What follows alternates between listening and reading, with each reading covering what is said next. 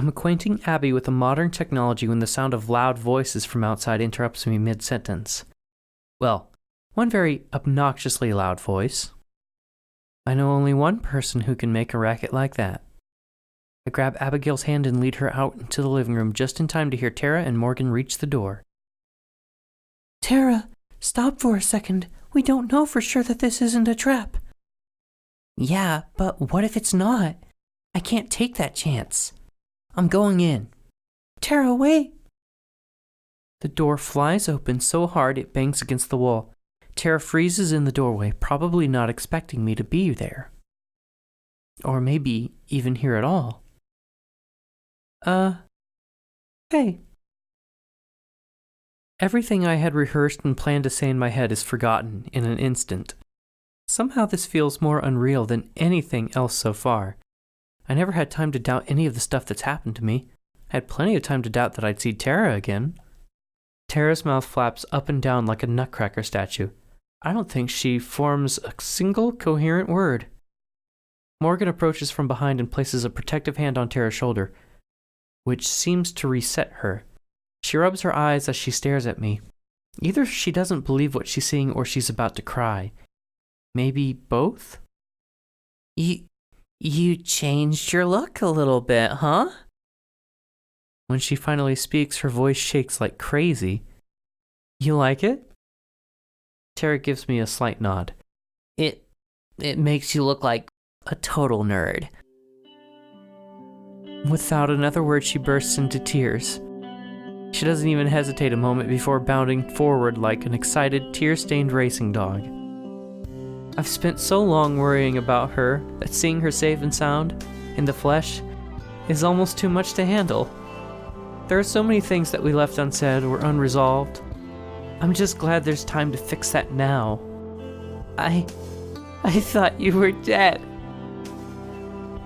Me too. We both burst into laughter, still punctuated with sobs. But at least we both have the clarity of mind to tell that this hug has gone on for way too long.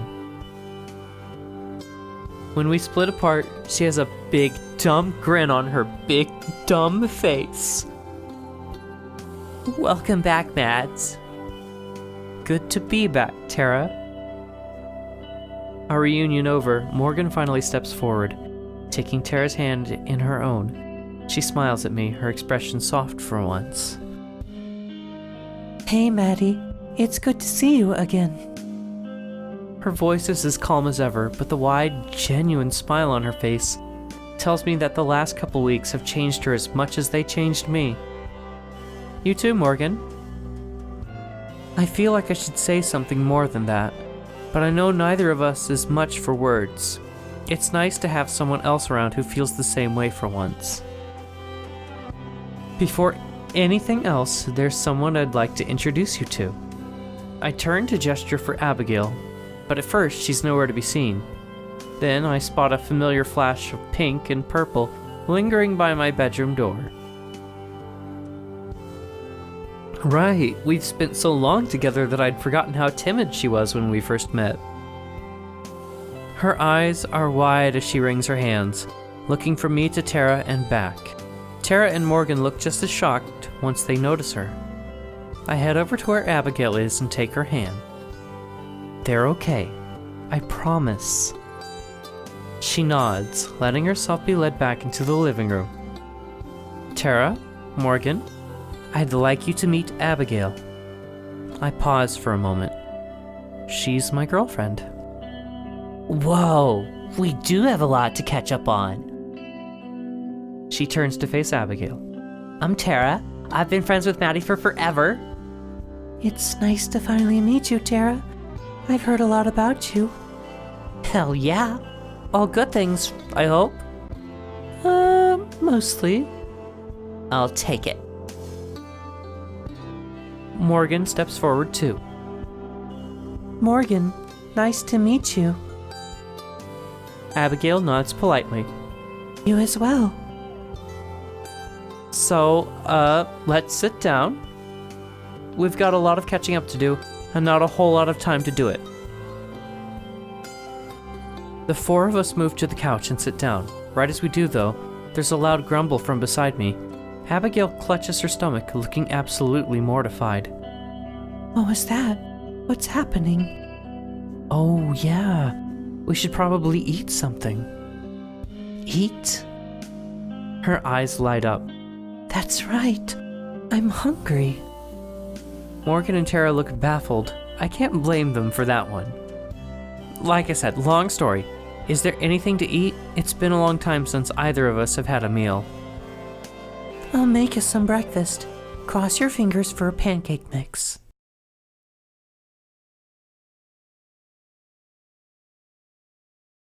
Anyway, I think that's everything. Minus the really juicy stuff, anyway. I'm okay with not hearing about that, thanks. Abigail, now finally finished with her meal, wraps her arms around mine and rests her head against me. Morgan sighs and sends Tara and me a meaningful look. She rises and clears her throat. Abigail, would you mind coming with me for a minute? Morgan's voice carries a more serious tone that feels like a sudden departure from our light-hearted reminiscing. I knew it couldn't last forever, but I'm hopeful we can return to it soon. Is something wrong? No, not at all. But there's something we need to talk about. And besides... She looks at Tara, then over to me. Her tone might be serious, but her soft expression makes it clear she's not about to deliver any bad news. These two might need some privacy. I nod at her as Abigail lets go of my arm. With a quick kiss on the cheek, she stands and walks to Morgan's side. The two of them head towards the bedroom, leaving Tara and I to stare at each other in silence.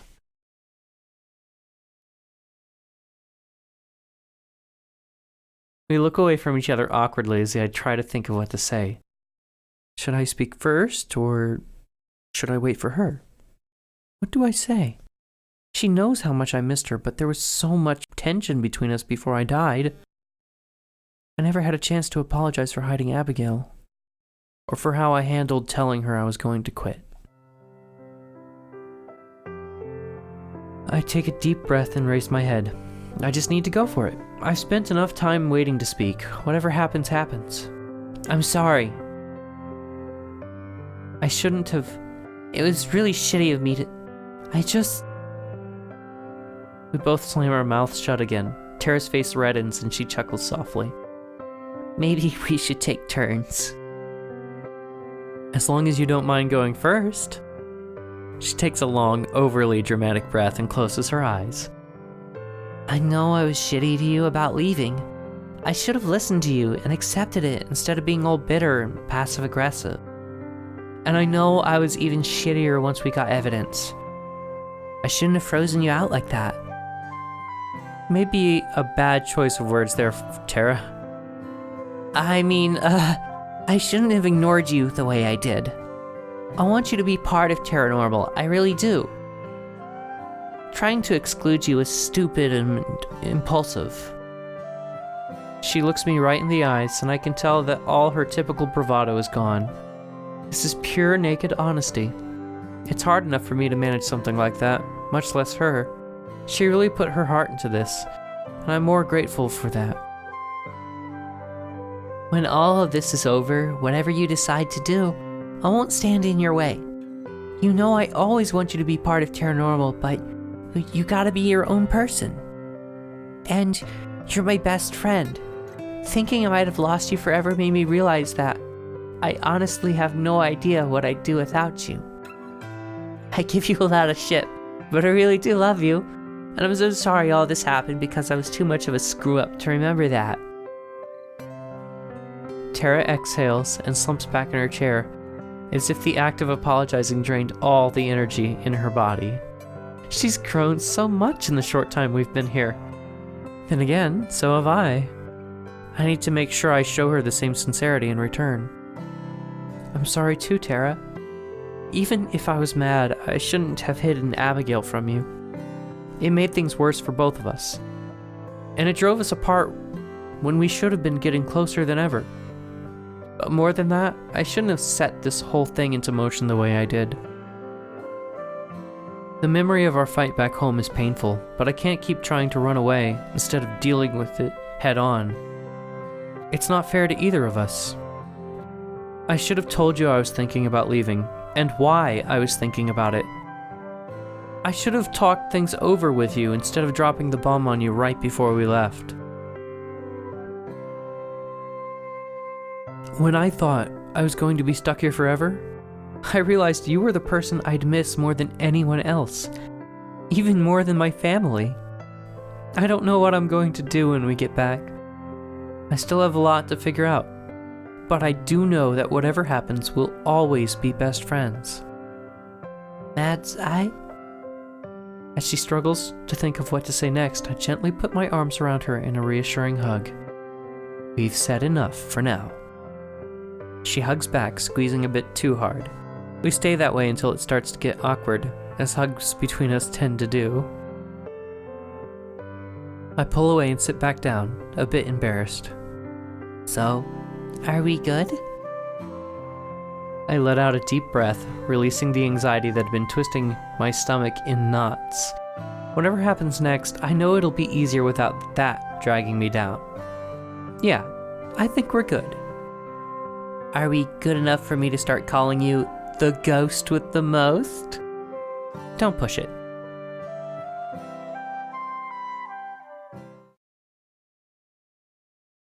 I end up bringing Abigail into Tara's room. The two of us carefully step over the pile of clothes on the floor to sit on the bed. She bounces on it a few times. I don't think she's used to springs. Having fun? How do people sleep in these? Aren't you afraid of just bouncing out of bed? It's not that bouncy. It's just comfortable. I suppose tomorrow I can let you know if I agree. So what is it you wanted to talk about? It's hard to put into words. No matter what I had been preparing myself for, a conversation like this wasn't part of it. It's about family. Our family. Our? You're a Dulcing as well? I'm a Fisher, actually, but a change in the last name doesn't change the fact that we're part of the same family. At first, I couldn't believe it. When Maddie and Abigail were telling their story, I thought that there must have been some sort of misunderstanding, or that I'd heard wrong. But the details all matched up, not just with what Evelyn's told me over the years. She tried to break my spirit, but with the notes and journals left behind by those before me. So she hasn't changed. After all these years, it's still us. Yeah. I'm supposed to be next. There isn't anyone else. No siblings or aunts or uncles. Just me and her. She makes a sound of sympathy and moves closer to me on the bed, touching my shoulder gently. I tense up, almost shaking hard enough to shrug her off, but she remains. I don't want to be that person anymore, the one afraid to let anyone close, physically or emotionally. I'm sorry. I just nod. I can tell that she doesn't know what to say either, and that's fine. Do you mind if I ask you something? Sure. Why didn't you leave? Back in my time, it wasn't even a possibility. There was no way I could have escaped. We wouldn't have gotten very far if we'd tried. But now, Madison's told me about all sorts of fantastic machines and devices. Surely you could have gone. I shrug. Of course I considered it. Dreamed about it even. But there's no way she could know that. And besides, I thought about running away many times. I thought of a lot of different ways to make sure she couldn't hurt me anymore. But the same thing stopped me every time. She wouldn't just give up because I'm not around. She'd find someone else, just like she always has. And they'd die instead. I brace for her to tell me that's ridiculous, and that I should have put myself first, or to burst into tears at the very notion. Instead, she laughs. It's not a happy laugh, though. I see. I understand. Truly. I chose to die for someone else's sake as well. Someone I cared about very deeply. She sighs wistfully, remembering days long gone. I can't help but smile, the same way that she laughed. I see I'm just carrying on the family tradition then. Let's make sure it ends with you. I'm glad, though, to know that our family turned out to have people as wonderful as you. I'm not really anything that special. I disagree. Not just anyone could have done what you have. She leans forward, wrapping her arms around me in a gentle hug. This time I don't hesitate. I hug her back. Family. It's never been a word that really meant much to me. All I've ever had was the monster in my home. Now, though, I realize that that's no longer the case. We separate and I gesture towards the door. She nods. Together, we leave the room and rejoin the rest of our family.